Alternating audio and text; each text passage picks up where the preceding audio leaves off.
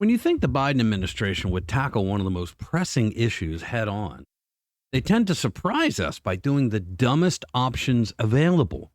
President Joe Biden launched a plan to combat the significant rise in anti-Semitism since Hamas's terror attack on Israel on October 7. And who did he put in charge? Our very own Vice President Kamala Harris.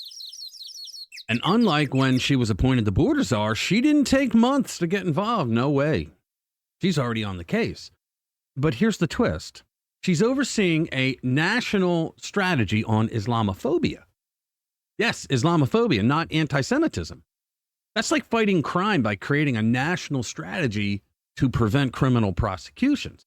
Let's get into it. Hey guys, welcome back to the channel. So according to the Anti-Defamation League, we've witnessed a nearly 400% increase in anti-Semitic events since the onset of the war in Gaza. But our vice president is taking a rather unique angle. Our nation was founded on the fundamental principle that all people should have the freedom to live, to worship, and to be without fear of violence or persecution. Every person has the right to live safe from violence, hate, Even MAGA extremists? and bigotry. And for those reasons and so many more, President Joe Biden and I have a duty, not only to keep the people of our nation safe, but to condemn unequivocally and forcefully all forms of hate. Unless it's a BLM riot. Since we took office, President Biden and I have fought to uphold that duty. Over the past decade, America has seen a rise in attacks on houses of worship. So in response, we expanded funding to protect houses of worship from violence. After a surge in hate during the pandemic, in particular anti-Asian hate. And what she will never admit to was it was progressives that were doing the anti-Asian hate. It wasn't right-wingers, it was progressives. And many of them were black progressives because they wanted to have all the critical race theory and all that, equity, and the Asians didn't buy into that. They were on a meritocracy kick. You see, the Asians bought into the idea that, well, you come to America, if you work your ass off, you reap the rewards of that. And the progressives couldn't stand that, so they went around attacking a lot of Asian people, innocent Asian people. But you're never going to see Kamala Harris mention that. President Biden signed the COVID-19 Hate Crimes Act to improve the reporting of hate crimes and to ensure hate crimes are investigated quickly and thoroughly. Unless the hate crimes are against MAGA extremists, of course. Earlier this year, in response to an historic rise in anti-Semitic attacks, we also released the first national strategy to counter anti-Semitism. And to make clear, taking on hate is a national priority. President Biden and I held the first White House summit to address hate-fueled violence, and we brought together religious leaders, community leaders, and survivors to continue our work to keep all Americans safe. All of them. And today, we take another important step forward in our fight against hate. For years, Muslims in America and those perceived to be Muslim have endured a disproportionate number. Can you believe this bullshit? Can you believe this bullshit? It's unbelievable what they're doing. This whole thing is brought out because so many people are saying, why didn't you do anything against all the attacks against Jews in America after Hamas slaughtered 1,400 Israelis? And here they are talking about, oh, the problem with Islam. I don't see Muslims in America cowering in fear, being told that they can't go outside, being told they shouldn't go to classes. Do you? Of hate-fueled attacks. As a result of the Hamas terrorist attack in Israel and the humanitarian crisis in Gaza, we have seen an uptick in anti-Palestinian, anti-Arab, anti-Semitic, and Islamophobic incidents across America. An uptick? That's an interesting choice of words. I must have missed the news segments about hordes of Jews hunting Muslims at airports or Muslims being advised to stay indoors for their own safety. I haven't heard universities telling Muslims to stay away from college campuses because it's not safe there with the angry mobs of Jews looking to hunt people down. but Jewish Americans are receiving such warning. The people in New York City, they weren't exactly protesting against some imaginary Islamophobia perpetrated by Jews. They were against the mere existence of Jews, many of them. You could tell by the signs and by the shouting they were doing. Well, to be fair, a large portion of the protesters there have no idea why they're protesting against Israel. They just know that they're supposed to hate the Jews.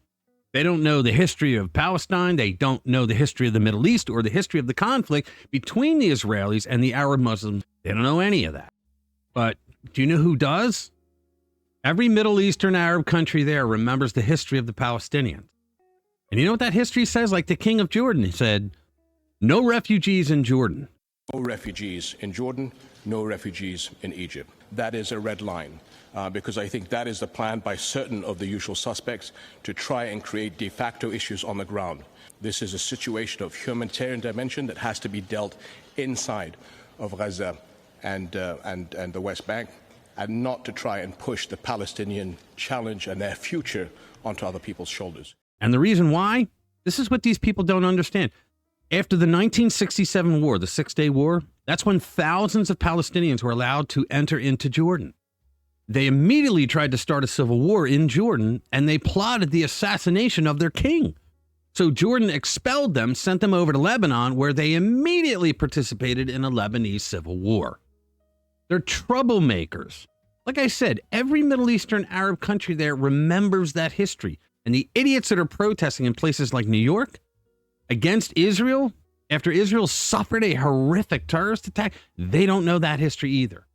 And in Kamala's recollection of events, she conveniently forgot to mention the surge of anti-Semitism on college campuses and in our cities, most of which, by the way, is fueled by Muslim and Palestinian activists, the very same people she chose to create a national strategy to protect against the invisible Jewish brute squads out there in fairy tale land.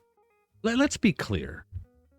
Supporting people who cheer on Hamas as they harm Jews, that's effectively supporting Hamas. And Harris, while quick to point out a tragic incident in Illinois in her video, seems to gloss over the fact that Hamas isn't just some benign entity.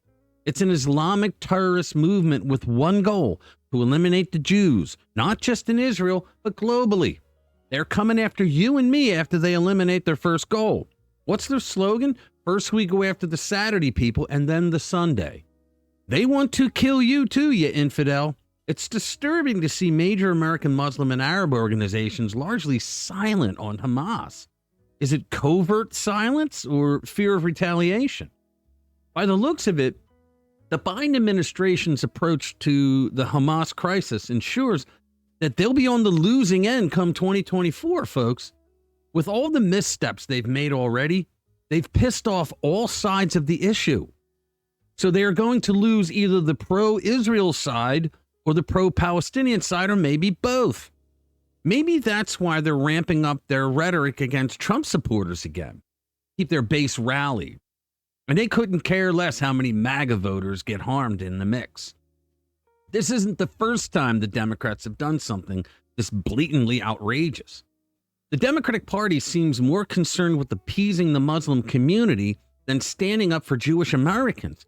Remember in 2019 when Representative Ilhan Omar made inflammatory remarks against Jews in Israel? Instead of a straightforward condemnation, the Democrats delivered a watered-down resolution against all forms of hatred. Remember that?